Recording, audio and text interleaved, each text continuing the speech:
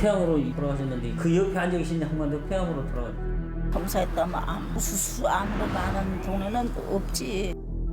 그때 저 괴물 같은 게 들어왔어요. 아스콘.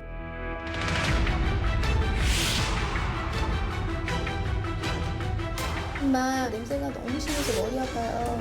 자다가도 엄마 코피나 밥 먹다가도 엄마 코피나. 저는 정말 무슨 병이 있는 줄 알았어요. 우리는 발암물질로 위협받는 환경에서 살고 있습니다.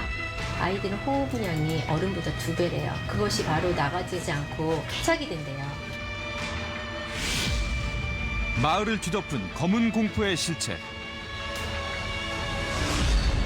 우리 아이들은 대체 어떤 위험과 마주하고 있는 걸까?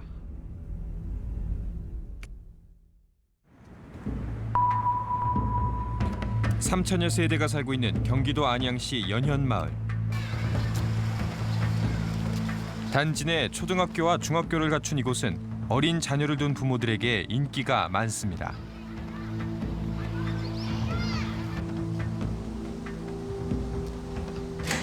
(8년) 전 아이의 교육 환경을 고려해 생후 6개월 된 아이와 이사 온 지은 씨. 그런데 이사 직후부터 아이는 원인 모를 호흡기 질환에 시달렸다고 합니다.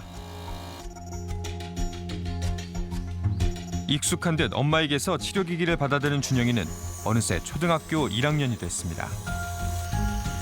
단순한 감기가 폐렴으로 악화되면서 대학병원에 입원한 것도 수차례. 지켜보는 엄마는 속이 탑니다. 이제 기관지 확장제라고 따로 처방을 받아야 하는 게 있는데 그거랑 같이 섞어서 아침, 점심, 저녁으로 심할 땐 해줘라. 선생님도 답답하시죠? 그러니까 이런 거 처방해 주세요.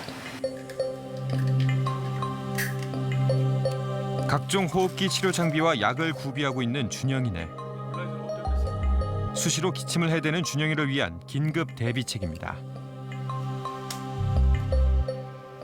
아기가 조금씩 감기를 시작하고 기침을 많이 하더라고요. 어느 정도로? 굉장히 심했어요. 얘는 얼굴에 핏줄이 터질 정도로 기침도 많이 했고 지금 생각하면 끔찍해요. 진짜 항생제를 맨날 30일 계속 먹인다고 생각하면은 뭐 이게 할 짓인가? 막 그런 거. 왜냐면 기침이 떨어지질 않거든요. 우리는 준영이의 대학병원 진료 내역을 살펴봤습니다. 2015년부터 약 2년간 알레르기성 비염과 급성 폐색성 후두염으로 병원을 총 40번 방문한 준영이. 한 달에 2번 가까이 대학병원을 찾은 셈입니다. 기억나? 병원 갔던 거? 네. 어떤 기억이 나? 자다가 숨을 못 쉬어가지고 아빠 차 타고 병원 갔어. 숨이 어떻게 안 쉬어졌어? 기억나 그때? 들이마시지밖에 못했어. 급성 폐쇄성 후두염이라고 갑자기 이제 후두가 잡아져 버리니까 자다가 이 증상이 낮에는 괜찮다가 자다가 갑자기 일어나서 숨을 못 쉬어요. 이렇게 마시기만 하지 막 애가 숨을 못 쉬어가지고 너무 놀래가지고 응급실도 가고 그랬죠. 5살 때 처음 시작된 호흡 곤란 증상은 지속적으로 준영이를 괴롭혔습니다. 급기야 한밤중 혈변을 쏟아낸 준영이. 증세는 일주일간 계속됐습니다. 어느 날 밤에 배가 아프다고 해서 깼는데 또 봤는데 혈변이 그냥 피가 나왔어요. 똥이 아니고 그냥 피가 탁 나와 있는 거에서 너무 놀라서 기저귀를 말아서 이제 응급실에 갔죠. 큰 병원에 가래요. 의사도 원인 불명이라고 했으니까 답답할 정도였어. 내가 해줄 수 있는 게 없으니까 너무 답답했어. 처음엔 안쓰러웠는데 내가 막 화가 나기 시작하는 거예요. 도대체 얘가 왜 이럴까. 호흡기가 약한 준영이를 위해 실내 공기에 더욱 신경 쓴다는 지은 씨. 그런데 그녀는 마을에 준영이처럼 호흡기 질환을 앓는 아이들이 많다고 말합니다. 저 네뷸라이저를 갖고 있는 저희 동네에 사람들이 많아요. 서로 빌려요. 우리 거 고장났는데 빌려줘 이렇게 해요. 그렇게요? 그러면 아마 동네 사람들끼리도 이런 아이들 중에 이렇게 호흡기적으로 문제를 앓고 있는 사람 많아요. 되게 많아요.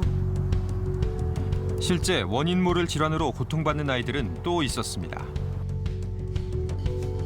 단비 씨는 신혼 때부터 마을에 정착해 7살, 4살 두 아이의 엄마가 됐습니다. 면역력이 약한 아이를 위해 안 해본 것이 없다는 단비 씨. 10월 달에 거의 60kg 정도를 담가가지고 1년 내내 음료 대신에 이걸 먹이고 있어요. 면역이 좋다 해서 아기한테 혹시 아이한테 도움이 되지 않을까 싶어가지고. 그녀가 각별히 두 아이의 면역력에 신경 쓰는 데는 이유가 있습니다.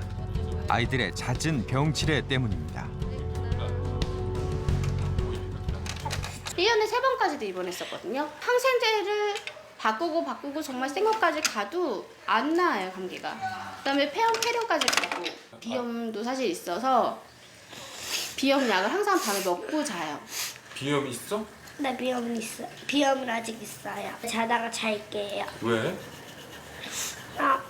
코가 좀 막혀서요.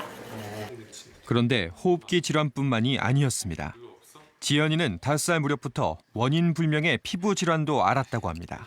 조그만 물집이 수족구처럼 아주 작은 물집에서 오도도도 다 잡히고 엄청 간지러서 긁고 싶어 해요. 근데 또 긁으면 안 되고 또 이게 터졌기 때문에 너무 약해져서 거기 균이 들어가면 안 돼요. 여기도 지금 자국이 좀 남아있는 것 같기도 한데. 그래요? 그게 요만큼 조금 올라왔다가 없어진 게 요만큼이에요. 작년 가을 이후부터 안 나타나다가 지금 조금 요만큼 올라왔다. 지연이가 앓은 피부 질환은 수포성으로 면역력이 약할 때 주로 생깁니다. 단비 씨는 독한 연고 대신 천연 보습제를 직접 만들어 아이에게 발라주었습니다. 아, 우리 아이 면역이 약하구나. 내가 임신했을 때 잘 못 먹어서 그런가? 별별 생각이 다 들고 죄책감도 사실 엄마들이 애기 아프면 엄마 죄책감이 많이 들거든요. 엄마들 보이면 너네 애도 아프냐? 뭐 너네 입원했네 또 입원했어? 병원에서 자꾸 만나고. 근데 그게 원인은 없고 그냥 면역 질환이에요. 면역이 약해져서. 마을에는 원인 불명의 아토피성 피부염을 앓는 아이들이 많다고 합니다. 부모들이 직접 건넨 사진 속 아이들의 상태는 심각했습니다.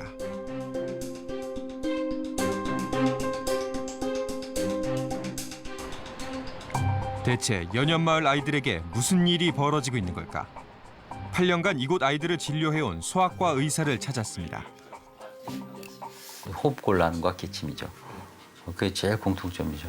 그리고 피부도 알러지 종류, 그런 정도죠. 아토피 알러지 종류도 좀 더 있었던 것 같고. 작년. 그런데 마을 아이들의 병명에는 공통된 수식어가 붙어 있습니다. 상세불명의 극성 기관지염이네요. 상세불명의 알레르기 비염. 문제는 아이들이 앓는 질환 대부분은 이유를 알 수 없다는 것. 의사는 연연마을 아이들이 다른 지역에 비해 질병에 시달리는 빈도도 높다고 말합니다. 외부 요인이 아무래도 크게 작용하지 않았나 싶어요. 이 주변 환경이. 어른들은 각자 이제 뭐 직장 갔다가 여기 오는 스타일이고 여기서는 오래 있지는 않잖아요. 아침에 갔다가 저녁 때 오고 애들은 여기서 이제 놀고 여기서 돌아다니고 그러니까 노출이 더 많죠. 2003년부터 연연마을에 살고 있는 김재영 씨. 그녀의 집에는 거실과 방 곳곳에 산소 공급 장치가 설치돼 있습니다. 아프기 전까지만 해도 매일 달리기로 건강 관리를 했다는 김 씨. 그러나 지금은 산소 호흡기를 착용하지 않고는 생활하기 힘들다고 합니다. 이게 없으면 생활하기 좀 힘드세요? 네. 미세먼지 있는 날은 되게 힘들어요. 공기가 없으니 어떻게 살아요? 지금 말하는 것도 엄청 힘들어요. 언제부터 언제까지? 김재영 씨는 지난 2009년 53세 나이에 폐암 3기 판정을 받았습니다. 이곳으로 이사 온 지 6년 만의 일이었습니다. 결국 김 씨는 한쪽 폐를 모두 절제해야만 했습니다. 가족력도 없고 없어요. 흡연도 하시잖아. 네, 없어요. 그리고 저는 담배는 경험도 안 해봤어요. 의사들은 대부분 뭐라고 말씀하시나요? 공기에 인해서 환경에 주변에 무슨 낙취가 나는 무슨 이렇게 유해물질 나는 공장이 있느냐. 내 생명을 정말 이렇게 위험을 받을 정도로 큰 폐를 주는 물질 공장인지는 몰랐었지요. 그녀는 바람이 불 때마다 악취가 난다는 한 공장을 지목했습니다. 이게 요 산이 지금 이렇게 산이 있잖아요. 아, 예, 앞에 바로 산이 네, 있죠. 근데 이게 아주 얄팍한 산 하나 딱 넘으면 아주 진짜 암자 같은 진짜 음흉한 그런 공장이 있어요. 아파트 단지 옆 얕은 산 너머에는 대형 공장이 자리 잡고 있습니다. 혹시 이곳이 유해물질을 내뿜고 있는 것은 아닌지 의심스럽다는 김 씨. 이 공장을 의심하는 이들은 또 있습니다. 공장과 가장 인접한 단지에 사는 혜숙 씨는 틈만 나면 청소를 합니다. 창 너머로 날아오는 먼지 때문에 한여름에도 창문은 늘 닫고 산다는 혜숙 씨. 제가 이렇게 물티슈로 닦은 흔적들이 있어요. 근데 해도 안 돼서 여기는 그대로 남겨놨어요. 너무 비슷해 보여요. 지금 치우고 또 치워도 수일 내에 다시 수북이 쌓인다는 회색먼지. 악취 또한 심각하다고 합니다. 더러워. 냄새를 맡음과 동시에 두통이 바로 왔어요. 그래서 그 냄새를 아니까 함부로 창문을 못 열겠는 거예요. 저희 애들은 이사 온 해였던가? 근데 어느 순간 코피가 나기 시작하더니 저는 정말 무슨 병이 있는 줄 알았어요. 너무 자다가도 엄마 코피 나와. 뭐 하다가 밥 먹다가도 엄마 코피 나와. 남편한테는 막 그랬어요. 여기서 못 살겠다. 메미코는 좀 많이 들립니다. 혜숙 씨의 집에서 한눈에 보이는 공장. 아스콘 공장입니다. 레미콘 차가 돌아다니잖아요. 많이 보니 그냥 옆에 있는 것 같아요. 아, 옆집이구나. 옆집 같아요. 그냥 봐도 너무 가깝잖아요. 저희 집은 정말 볼 때마다 저희 애들이 4살, 5살이었으니까 정말 어린 애들을 데리고 오는데 제가 죄인이 됐네요. 다. 원인 모를 질병에 시달리는 연현마을 주민들. 이들은 한 공장을 지목하고 있습니다. 어린 자녀를 두신 분들이나 그 가족분들이라면 특히 오늘 방송에 주목해 주시기 바랍니다. 각종 호흡기 질환과 피부 질환에 시달리는 아이들의 공통점은 한 마을에서 크고 자랐다는 것, 그것뿐입니다. 흡연 경험도 가족력도 없는데 폐암에 걸린 재영 씨 역시 병원에서는 원인을 찾을 수 없었다고 호소했습니다. 주민들은 현재 마을 앞 아스콘 공장을 그 원인으로 의심하고 있습니다. 아스콘은 흔히 포장 도로에 쓰이는 아스팔트 콘크리트의 줄임말로 빨리 굳는 특성상 주로 도시 인근에 제조 공장이 있습니다. 주민들의 원인 모를 질병과 아스콘 공장은 과연 어떤 관계가 있는 걸까요? 연현마을을 휩쓴 악취와 회색먼지의 실체는 무엇일까? 더 높이 올라가면 답입니다. 이쪽이 지금 보이네. 여기 답이잖아 이게. 육교도 배고. 마을과 불과 300여 미터 떨어진 거리. 야트막한 산 너머에 아스콘 공장이 있습니다. 십몇 년 동안 흘러오면서 그게 쌓여서 주민들 건강에 지대한 영향을 미친다는 결론이 이것밖에 없습니다. 그 외에는 원인이 없다 이렇게. 그렇죠. 지금은 그런 상태입니다. 그냥 해명이가 산더미 같이 올라오는. 김인배 씨는 10여 년 전부터 아스콘 공장의 연기에 주목했습니다. 아스콘을 생산하면 거기 연기가 엄청나게 나고 그랬었죠. 이런 연기들이. 해연 연기가요. 예. 뿌연 연기가 치솟을 때면 마을의 악취가 진동했다고 합니다. 바람이 이쪽으로 불면 그렇죠. 학교 아파트 쪽으로 다 날아오고. 그렇죠. 여기서 불면 달리 날아가는. 지금도 이 바람이 이렇게 부는데. 예, 그렇죠. 그러니까 이랬을 때 아스콘을 생산하면 이제 저기 쾌쾌한 냄새가 나기 시작하는 거죠. 바람이 불 때마다 아스콘 공장 쪽에서 마을로 날아왔다는 악취와 회색먼지. 과연 그 정체는 무엇일까? 아스콘은 석유 찌꺼기와 크고 작은 골재를 가열해 고온에서 뒤섞는 작업을 거쳐 만듭니다. 원래 이름은 아스팔트 콘크리트로 주로 도로 포장에 이용됩니다. 아스콘 생산 과정에는 어떤 비밀이 감춰져 있는 걸까?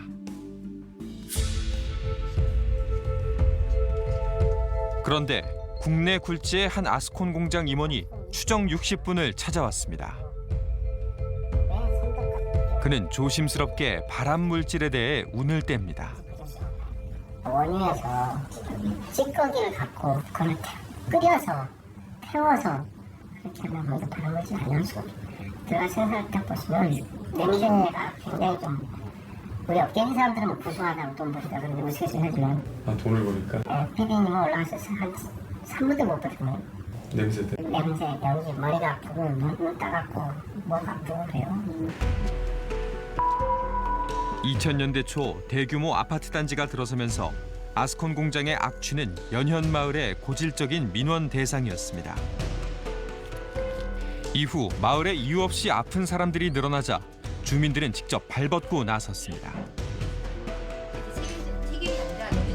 작년 12월 건강한 연현마을을 위한 부모 모임을 만든 겁니다. 이들은 아스콘 공장 이전을 요구하고 있습니다. 아스콘이 나쁘다고 생각을 해도 사람들이 여기 사람 사는데 설마 그렇게 위험한 공장을 세웠지 않겠어? 라는 생각으로 위험하다는 생각 못했고 사람 사는 곳 옆에 저런 것들이 있다고 상상하기 좀 어렵잖아요. 실태 조사를 위해 3천여 가구 우편함에 일일이 설문지를 꽂고 회수한 엄마들. 일주일도 채 안 돼 약 600부가 수거됐습니다. 그런데 암이 걸리신 분이 꽤 많으시네요. 여기 사시는 분들. 20세 이상 어른인데도 어른들 경우인데 암이 8.3%나더래요. 무려 8.3%. 설문지에 답한 성인 500여 명 중 45명이 암에 걸렸다고 밝혔습니다. 5천원. 어머님이 앓고 계신 위암. 위. 예. 언제 그랬지? 작년 7월에 발견됐어요. 건강하다고 생각했는데 거기서 딱 암이라 소리 들었을 때 진짜 쓰러질 뻔했어요. 진짜 놀랐어요. 그냥 수술했거든요. 뭐 그냥 단순한 홀 것 같다 했더니 아니 육종암이에요. 그러니까 그 안에가 이제 이렇게 많이 이렇게 좀 이렇게 넓게 좀 퍼져 있어가지고 수술하기 좀 힘들었다고는 하더라고요. 10수년째 이어진 주민들의 민원. 급기야 경기도는 지난해 아스콘 공장 굴뚝을 통해 나오는 연기 속 물질에 대한 검사를 실시했습니다.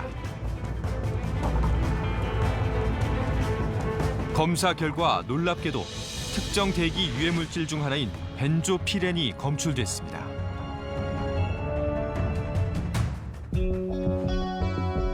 벤조피렌은 세계보건기구 산하 국제암연구센터에서 발암물질로 지정하고 있습니다. 다양한 역학적 정보를 평가해 2012년부터 1급 발암물질로 상향 조정됐습니다. 발암물질이니까 지속적으로 노출됐을 때는 이제 폐암과 같은 난발생 가능성 부분이 있게 되고요. 피부 쪽의 아토피, 피부염이라든가 이런 발생 가능성도 있을 수 있고 천식을 유발한다든가 아니면은 또 환경 호르몬을 작용하기 때문에 애들의 성장 발달 쪽에 이상을 초래할 가능성도 배제할 수 없습니다. 벤조피렌은 장기간 흡입하면 폐암과 같은 각종 암을 유발할 수 있습니다. 또 미세먼지와 결합해 피부에 닿으면 아토피 피부염 등의 원인이 되기도 합니다. 아스콘 공장 굴뚝에서 검출된 발암물질은 마을의 공기에 어떤 영향을 미치고 있는 걸까? 우리는 전문가의 도움을 받아 연현마을 가정집의 에어컨 필터 속 먼지를 수거하기로 했습니다.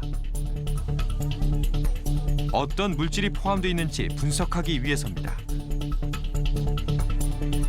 그런데 전문가는 이곳 먼지에 이상한 점이 있다고 합니다.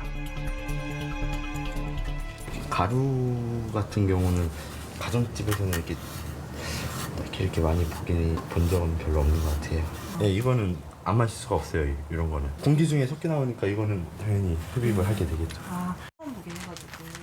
한참 동안 잿빛의 미세한 먼지를 지켜보던 혜숙 씨. 어떠세요?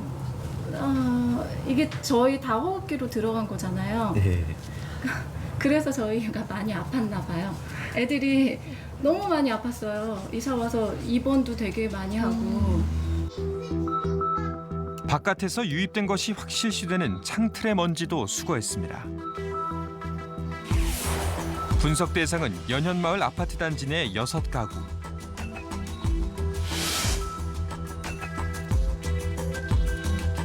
비교를 위해 주변에 공장이 없는 서울 가정집 2곳에서도 먼지를 채취했습니다.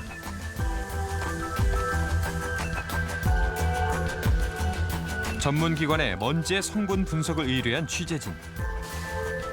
우리가 분석 의뢰를 한 물질은 독성을 지니고 있다고 알려진 다환방향족탄화수소. 여기엔 대표적인 발암물질인 벤조피렌 등 인체에 특히 해로운 물질이 포함되어 있습니다.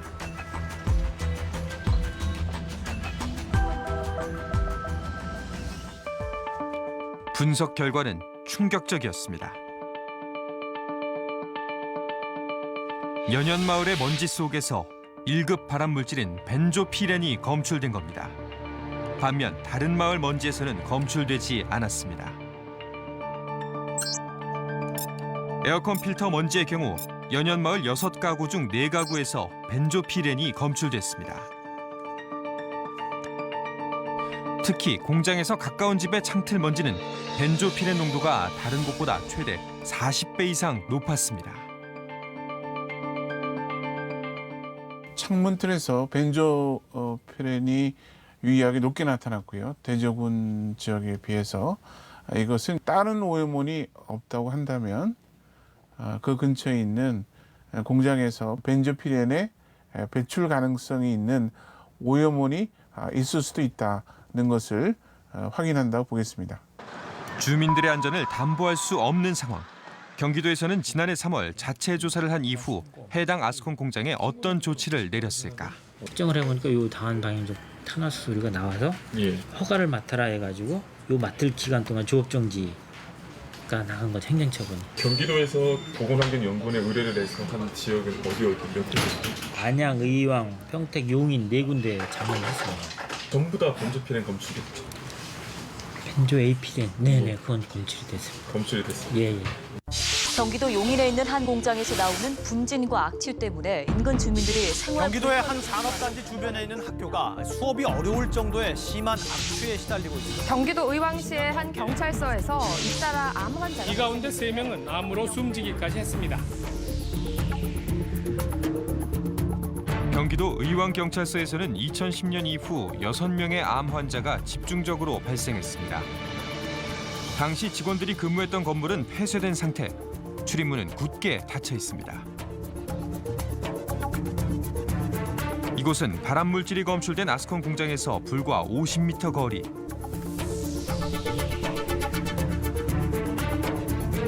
의왕경찰서는 작년 6월 당초 예정보다 빨리 새로운 건물로 이전했습니다. 그 이유는 무엇일까? 저희가 따로 원인 규명된 게 정확하게 없고 그리고 관공서여가지고 이렇게 취재에 응하기가 약간 어려울 것 같아요. 공식 인터뷰는 거절했지만 대신 어렵게 사정을 들을 수 있었습니다.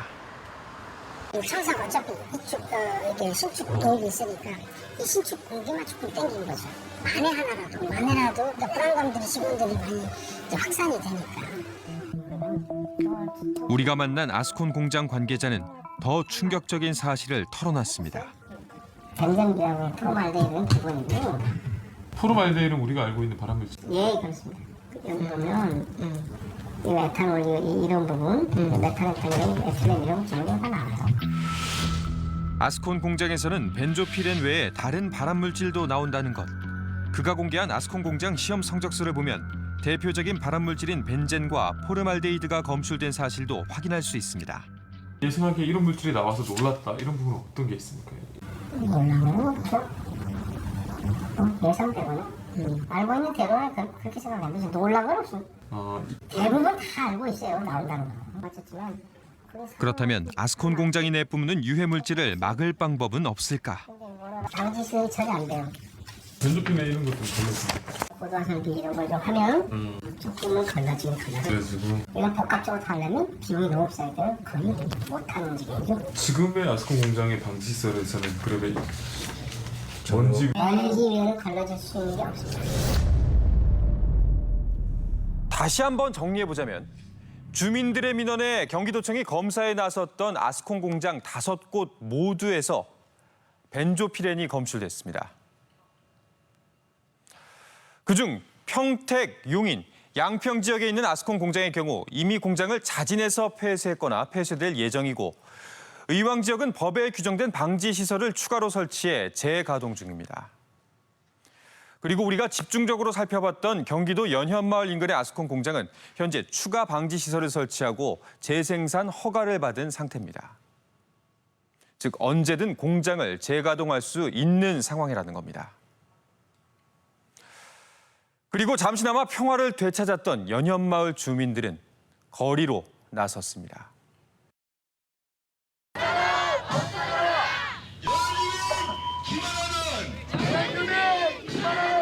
아스콘 공장의 재가동을 앞두고 주민들의 반발이 커져가고 있습니다. 경기도는 사람 없어져라. 사람 없어져라. 사람이 죄인이다. 사람이 죄인이다. 사람 없어져라. 아 이게 내 폐속으로 들어갔구나. 피치에 모래 맞은 것처럼 띵하면서 너무 충격스럽더라고요. 그래서 아 이런 곳에 우리 큰 아이랑 작은 아이를 맡겼다는 거에 대해서 이제 분노가 일어나더라고요. 여기는 바로 뒤에가 학교인데 교실에는 더 많이 가겠죠. 거기 애들이 하루 종일 있는데 3시 넘어서까지 있는데 어른들보다 애들이 더 취약하니까. 아스콘 공장과 주민들의 위험한 동거. 무엇보다 걱정되는 것은 아이들입니다. 새로운 얘기가 들리면 우리는 본진이 날려 닦아도 쌓이고 창문을 열면 들리는 기계 소리와 악취, 발암물질과 신경 손상 물질로 고통받고 가장 가까운 곳에서 가장 많은 피해를 입는 사람은 학생들이라고 생각했기 때문입니다. 하루 중 대부분의 시간을 학교에서 보내는 아이들.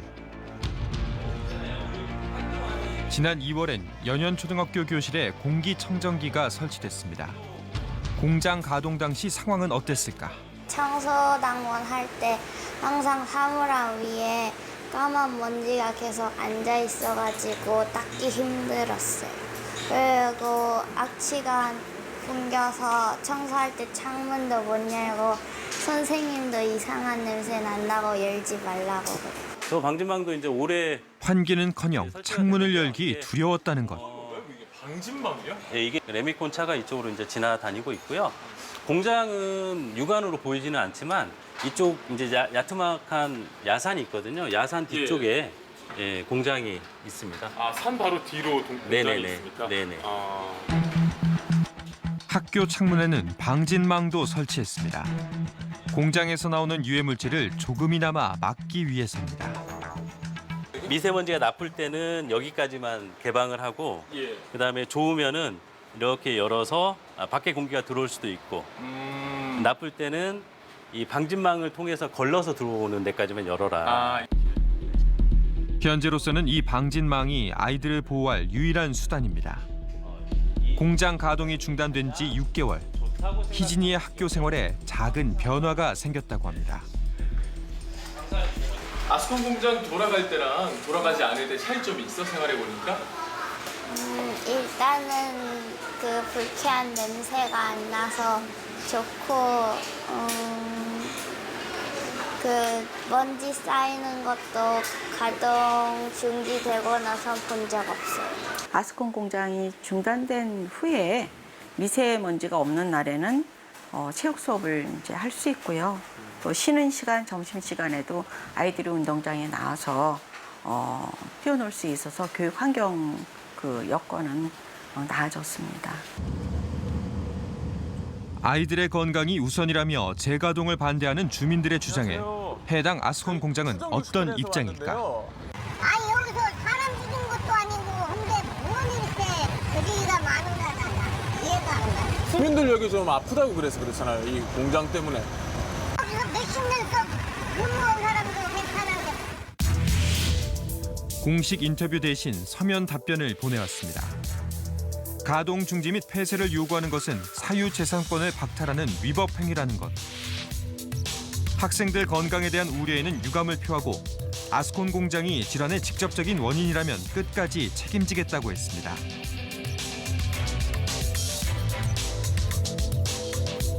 연현초등학교는 아스콘 공장과 직선 거리로 불과 200m 남짓한 거리에 있습니다. 애당초 어떻게 이런 일이 가능한 걸까? 우리는 교육부의 학교 부지 선정 과정에 문제는 없는지 물었습니다. 공장은 그 전에 있었고 또 그 학교도 교육환경 평가 제도가 2008년도에 적용이 됐는데 그 훨씬 이전에 또 학교가 설립되다 보니 현재의 그 규정을 적용받고 있지는 못한 실정인 거죠. 현행법은 학교 반경 200m 내 유흥업소 같은 금지 시설이나 유해 시설은 들어서지 못하도록 규정하고 있습니다. 만약 200m를 살짝 벗어난 곳에 유해 시설이 있다면 어떻게 되는 걸까? 현재 저희가 적용할 수 있는 한계점은 우선 직접 규제가 가능한 것은 200m이고요. 그 이상 되는 곳에 대해서는 현재로서는 교육관련법에서는 그걸 제한할 수 있는 방법은 현재는 없습니다. 그렇다면 200m라는 기준은 아이들을 지킬 수 있는 안전한 거리일까? 따져보고 판단을 해야지. 서울에 있는 높은 소각장과 같은 것들은 한 1.5km 정도까지 떨어진 곳에서 최대 착유 농도 지점이 형성이 되어집니다. 200m 정도라면 결코 안전하다라고 이야기하는 건 너무나 성급한 이야기이고, 아이들은 건강한 성인들보다 월등히 약한 상태에 있는 상태일 뿐만 아니라 어릴 때 여러 가지 영향 요인으로부터 노출이 되어지면 나중에 성장한 이후에 나타날 수 있는 증상에 대해서는 누구도 예측을 할 수가 없는 상태가 되기 때문에 제가 보기엔 굉장히 좀 위험할 수도 있다고 보여집니다. 세계적인 의학 저널에 실린 한 논문입니다. 어린이의 체내로 흡입된 블랙 카본이 폐 기능을 손상시킬 수 있다는 내용입니다. 실제 도로 가까이에 거주하는 아이일수록 대식 세포 안에 블랙 카본의 양이 확연히 더 많습니다. 자기가 사는 지역이 도로하고 가깝게 살고 멀리 사는 지역밖에 없어요. 동일한 조건에 있는 애들 걸 본 거예요. 그런데도 도로에 제일 가깝게 사는 애들은 이렇게 대식 세포 안에 블랙 카본과 같은 오염물질들이 잔뜩 이미 들어와 있고, 도로에 멀리 사는 애들은 깨끗한 거예요. 아스콘이라는 게 이 정도가 아니에요. 자동차에서 배출되는 오염물질보다 더 해로운 걸 뱉고 있다고 봐야 되는 건데, 그런 시설에서 나오는 물질들 때문에 생기는 건강 영향이나 피해가 얼만큼인지는 전혀 모르죠. 과연 얼마나 많은 아이들이 아스콘 공장 가까이 생활하고 있는 걸까? 추정 60분 팀은 국내 최초로 아스콘 공장과 학교 간 거리에 대한 전수조사에 나섰습니다. 먼저 위성 지도를 통해 파악한 전국 아스콘 공장은 522곳. 유치원부터 특수학교까지 포함한 약 2만 1000여 개의 학교 목록도 입수했습니다. 그리고 공간 분석 전문 기관에 의뢰해 공장과 학교 간의 거리를 분석했습니다. 모든 좌표는 지표 위에 점으로 표시해 측정했습니다. 종이 안에 다 몰려 있다는. 그렇지 않아요. 전국에 있는 아스콘 공장은 빨간색으로 표시가 돼 있는 거고, 녹색은 학교. 녹색은 학교인가요? 예, 그렇습니다. 공장하고는 이렇게 주거지역하고는 떨어 놓거든요. 그게 이제 계획의 기본인데, 도시가 팽창을 하면서 이렇게 같이 붙은 케이스인 것 같아요. 결과는 놀라웠습니다. 아스콘 공장과 500m 이내에 위치한 학교는 58곳. 1km 내에 있는 학교는 382곳에 달했습니다. 1.5km까지 범위를 확대하자 무려 904곳으로 늘어납니다. 전국의 공교육기관 100곳 중 적어도 4곳 이상은 인근에 아스콘 공장이 위치해 있다는 겁니다. 우리는 공장 500m 이내 학교에 모두 전화해 실태를 확인했습니다. 초등학교 500m 이내에 아스팔트 콘크리트 만드는 공장이 있다는 거 알고 없어요. 계셨나요?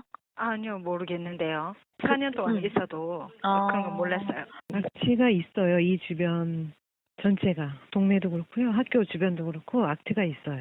저희 같은 경우는 이제 교육청 지원을 받아서 했지만 시범 사업으로 공기청정기를 설치를 한 상태고, 며칠 전에 지금 막 민원 내고 그랬었는데 가끔 냄새가 나는 것 같다고 그래가지고 약간 교육청에 그런 지금 하고 있거든요.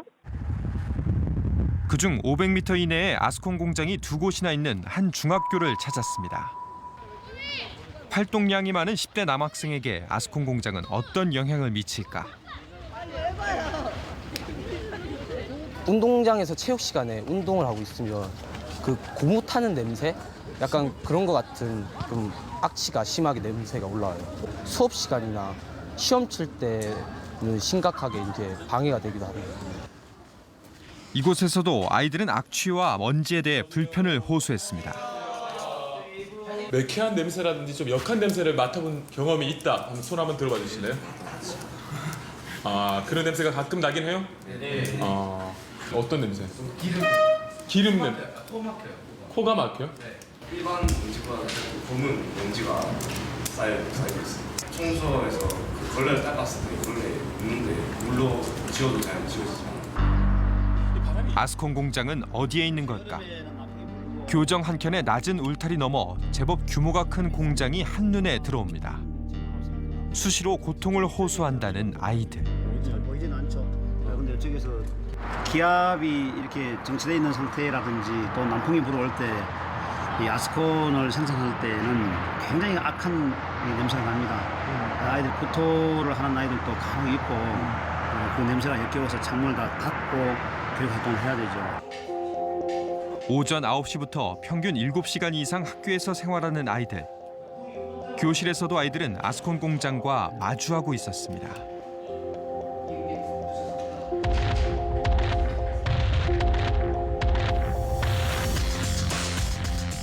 해당 학교와 불과 400m도 채 떨어지지 않은 거리에서 가동 중인 두 곳의 대형 아스콘 공장.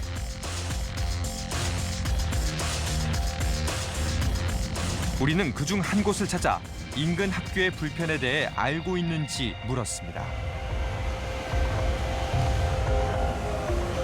학교 측에서는 여기서 뭐 먼지도 많이 나오고 악취도 많이 나오고 해가지고 이게 가연하면 먼지 나는 거 뭐 이런 거잖아. 사업장에서 비상먼지가 하나도 없다. 이거는 뭐 사실은 말이 안 되지만 경유차 뭐 운행하지 말라는 거랑 똑같은 거잖아. 아스콘 공장 가까이에 위치한 학교들의 상황을 교육부는 과연 알고는 있을까? 우리는 대책 마련을 촉구하며 교육부의 자체 분석 결과와 교육 현장의 고충을 전달했습니다. 생각보다 굉장히 많다라는 생각을 했고요. 아마도 이 문제는 저희 교육부가 단독적으로 뭐를 조사하거나 처리하기는 좀 한계점이 있을 것 같고요. 기본적으로는 환경부라든지 자치단체하고 저희들이 논의를 좀 해서 실제로 아이들에게 수업에 지장을 초래하는 이런 시설들에 대한 실태나 향후의 조치 방안에 대해서는 아마 좀 더 고민을 좀 해야 될 것 같습니다. 추정 60분의 취재 이후 사태 파악에 나선 교육부는 바로 어제 추가 입장을 밝혀왔습니다. 우선적으로 민원이 잦은 아스콘 공장 인근 학교들에 대한 실태 조사를 하겠다는 겁니다. 뿐만 아니라 보건환경연구원의 협조를 받아 각 공장들의 대기 배출 시설에 대한 정기 진단을 실시하겠다고 합니다. 교육부가 밝힌 후속 조치 계획이 제대로 이루어지는지 끝까지 지켜보겠습니다. 그리고 역시 어제 연현마을의 학부모들은 아스콘 공장이 재가동될 경우 자녀들의 등교를 거부하겠다는 입장을 밝혀왔습니다.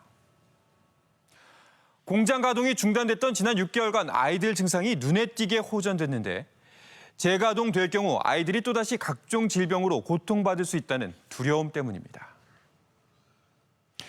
현재 아스콘 공장과 인근 주민들의 갈등으로 몸살을 앓고 있는 곳은 울산과 제주도 등 전국적으로 10여 곳에 달하고 있습니다.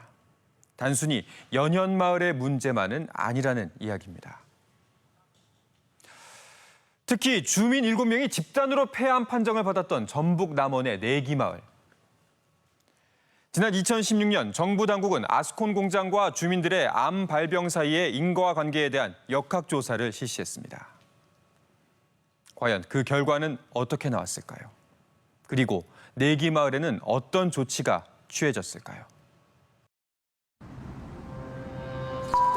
지리산 자락에 위치한 전라북도 남원시 내기마을.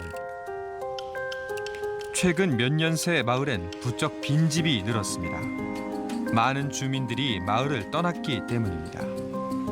더불어 세상을 떠난 이들도 있습니다. 빨간 기아 집은 식도암으로 돌아가시고 저 검은 집은 할머니들이 췌장암으로 작년에 검사했다면 암이 막 우수수 암으로 많은 동네는 없지. 주민 70여 명 가운데 5분의 1이 암에 걸린 이른바 암마을의 비극.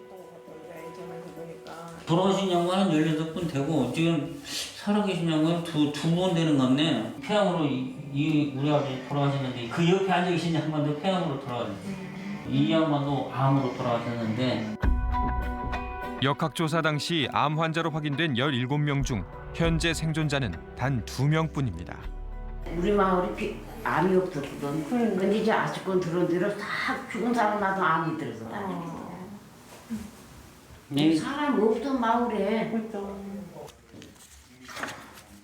산 좋고 물 좋기로 소문난 이 마을에 아스콘 공장이 들어선 것은 지난 1995년. 공장이 가동될 때면 뿌연 연기가 온 마을을 뒤덮었다고 합니다. 20여 년 전 먼지와 소음에서 시작된 주민들의 민원은 지하수 오염 등 환경 문제로 그리고 암과 같은 질병 문제로 점차 확대됐습니다. 2016년 발표된 역학조사 보고서입니다.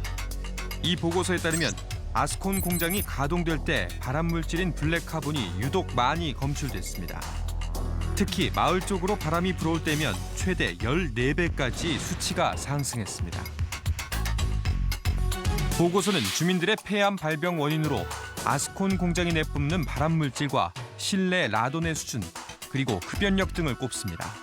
3가지 요소가 서로 상승작용을 일으켰다는 겁니다. 조사를 맡았던 전문가는 아스콘 공장이 암 발병에 책임이 있다고 말합니다. 것들인데 가동 아스콘 공장 자체가 이것이 어떠한 위험의 크기든 간에 그걸 아스콘 공장 스스로 그만큼 더 높인 거거든요. 기존에 있었던 위험을 이렇게 상승시킨 그런 경우가 되니까 아스콘 공장의 책임이 없다고 얘기하기는 어렵죠. 환경단체 활동가와 함께 해당 아스콘 공장을 찾았습니다. 역학조사 이후 공장 측은 어떤 조치를 취했을까? 유해물질을 막기 위해 공장 측이 심었다는 편백나무가 눈에 띕니다. 어린아이 키만한 나무들, 이런 나무들을 심어놓고 우리가 이 대기오염 발생 물질을 좀 줄이기 위해서 차폐림을 조성했다라고 이야기를 하니까 기도 안 찬다 이런 얘기 하시는 거죠. 해당 공장은 방지 시설을 설치하고 현재 가동을 이어가고 있습니다. 거기 나온다 지금. 저거 맞아요 연기? 이런 연기 꽉 차니까 그냥 산에 들어가도 그 기름 냄새에 진동하는 거지. 주민들은 혹여 자녀들의 미래에도 영향이 미칠까 걱정입니다. 아니 애들 때문에 걱정입니다. 왜 그러냐면 이런 상황을 물려주는 그 자체가 아버지로서는 이게 참 감당하기 힘든 일이기 때문에 빨리 이 문제를 해결해야지만 된다고 봅니다.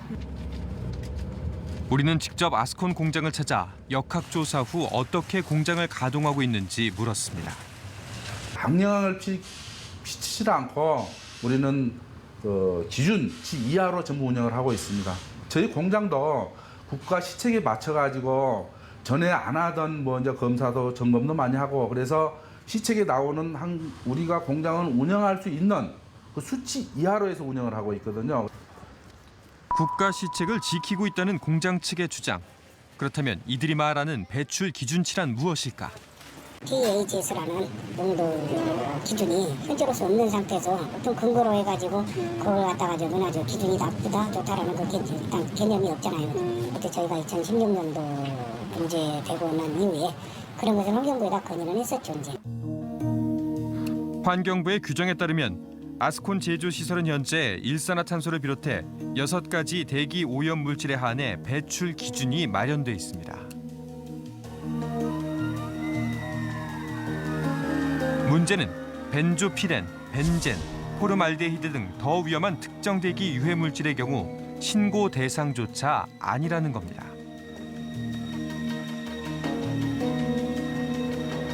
취재가 한창이던 지난달 25일, 우리의 취재 요청에 환경부 관계자들이 직접 찾아왔습니다. 아스콘 공장이 내뿜는 유해 물질을 규제하려면 여러 준비가 필요하다는 입장입니다. 그래서 제가 벤조에피렌이 충분히 검출될 수 있다라고 생각을 했는데 그만큼 어느 정도 농도는 아직 보지 못했던 거죠. 그동안에 이제 배출오염 기준을 설정하기 위해서는 여러 작업들이 필요합니다.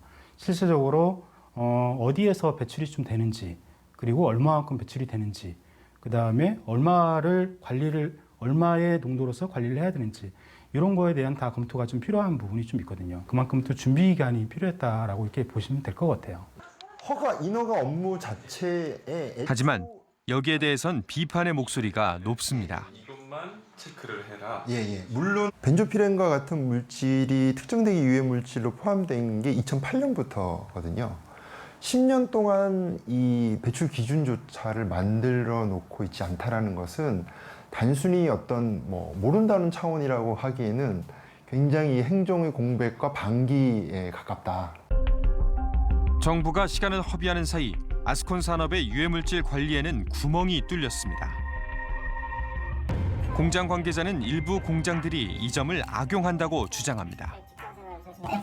방기 통과 전 먼지 발생량 보세요. 5,000톤이에요, 5,000톤. 먼지 보시면 33톤, 21톤, 57톤, 말도 안 되는 얘기를 하고 있고 숫자 다 줄이는 거죠. 서로 작성해서 보고한다는 거예요. 그가 자신의 공장에서 자체적으로 측정한 먼지 발생량은 약 5,000톤에 달합니다. 반면 규모가 조금 작은 업체들이 신고한 내역을 살펴보면 제보자의 업체와 수천 톤의 차이가 납니다. 비슷한 규모의 공장끼리 최대 100배 이상 차이가 나는 경우도 있습니다. 신고할 때 이렇게 마음대로 그냥 신고를 한다고요, 그냥? 거의 100%겠지. 저도 그렇게 해서 신고를 하는 신고 대상에서는 먼지 황산화물, 제수산화물인데 나머지 오염물질은 어떤 게 나올지 누구도 모르고 지금도 모르고 그래서 측정을 해보면 이게 나왔네 해서 깜짝 놀라고 나오려고 네, 그리고 나왔으면 문제는 이뿐만이 아닙니다. 5년에서 10년마다 반복되는 도로 보수 공사. 이때 발생하는 폐 아스콘의 오염 문제도 심각합니다.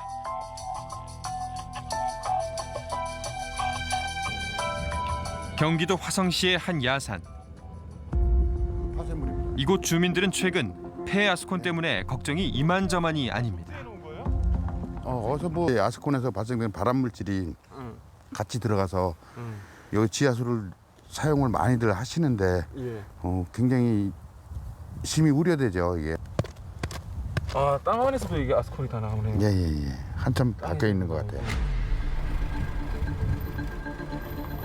땅 속에 묻혀 있어도 폐 아스콘은 썩지 않습니다. 대체 누가 이곳에 폐 아스콘을 쌓아둔 걸까? 도로에 포장대가 있던 걸 저걸 긁어낸기거든요. 도로에 재활용하려고 도로하는 사람들이 일시로 갖다 놓은 거예요.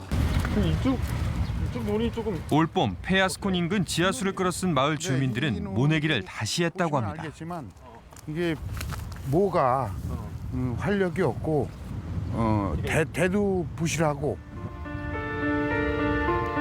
처음에 이 지하수를 사용한 논의 모는 대부분 누렇게 말라 죽었다고 합니다. 농사 경력 수십 년 만에 처음 있는 일이었습니다. 아스콘이나 시멘트, 콘크리트 파쇄물 이런 게 쌓이고 난 뒤로다가 그 뒤로 그 물을 거기서 흘러내리는 물을 퍼넣어가지고 이게 모가 이렇게 보시면 아시겠지만 많이 죽고. 그런데 환경부는 그동안 폐 아스콘의 재활용을 적극 권장해 왔습니다. 공공기관의 공사에는 아예 15% 이상 사용할 것을 의무화하기도 했습니다. 문제는 폐 아스콘의 경우 유해물질이 더 많이 배출된다는 겁니다. 제생 아스콘을 좀 생산할 때 그때 더 머리 아파요. 냄새도 그렇고 힘들고 눈도 아프고 올라와서 눈도 아프고 그렇게 하면 또 악취도 많이 나요. 차가 다니면서 비가 오면서 먼지가 쌓이고 뭐가 들어가는지 어떻게 할 거냐고. 또 가야 간다? 그럼 이게 당연히 플러스가 되겠죠. 재활용이라는 미명 아래 재생 아스콘은 신기술로 둔갑했습니다. 그 결과 연현마을 인근 아스콘 공장은 지식경제부 장관상까지 수상했습니다. 해당 아스콘 공장은 정부의 적극적인 권장으로 인해 문제 발생을 전혀 예상할 수 없었다고 주장합니다. 다만 앞으로는 재생 아스콘 생산 계획이 없다는 입장을 밝혔습니다. 가장 큰 문제는 아스콘 공장에서 어떤 유해 물질이 얼마나 나오는지 아직 그 누구도 정확히 알지 못한다는 겁니다. 위험할 수 있는 시설이에요. 근데 아직 증명이 덜 됐을 뿐인 거고 우리가 갖고 있는 자료가 부족해서 해석을 못하는 겁니다. 이 자체가 안전하다는 생각을 하는 건 굉장히 위험할 수 있기 때문에 절대적으로 안전한 시설일 수가 없어요. 산업계는 피해가 나타날 때까지는 피해가 안 나타난 거 아니냐는 생각들 하는데 그건 큰일 날 얘기고요. 비슷한 사례가 있을 때는 일단 보호하는 쪽으로 가고 예방하는 쪽으로 가야 되는 것이 안전한 정책입니다. 아스콘 공장의 경우 그동안 먼지와 황산화물, 질소산화물 같은 대기 오염 물질에 대해 자체 검사를 하고 지방자치단체에 신고하는 형식으로 운영돼 왔습니다. 하지만 우리가 만난 아스콘 공장 관계자는 검사를 대행하는 업체에 불리한 결과를 삭제하도록 하거나 아예 검사조차 하지 않고 허위로 서류를 조작하는 경우도 있다고 주장했습니다. 그마저도 벤조피렌과 같은 발암물질은 검사 대상에서 아예 빠져 있습니다. 대기환경보전법상 벤조피렌이 특정 대기 유해물질로 지정된 것은 2006년의 일이지만 배출 기준도 규제도 없이 10여 년이 훌쩍 지난 겁니다. 공장 측의 눈속임도 문제지만 당장 배출 허용 기준조차 없는 상황에서 불안에 떨어야 하는 시민들은 어떻게 해야 할까요? 환경부는 벤조피렌을 비롯한 총 8종의 특정 대기 유해 물질에 대해 배출 기준을 마련해 이달 말 입법 예고할 뜻을 밝혀왔습니다. 배출 기준만큼 주민들의 원인 모를 질병과 아스콘 공장과의 역학조사도 시급해 보입니다. 그리고 이 모든 과정에 있어서 첫 번째 판단 기준은 우리의 미래를 책임질 아이들과 주민들의 건강이어야 할 것입니다.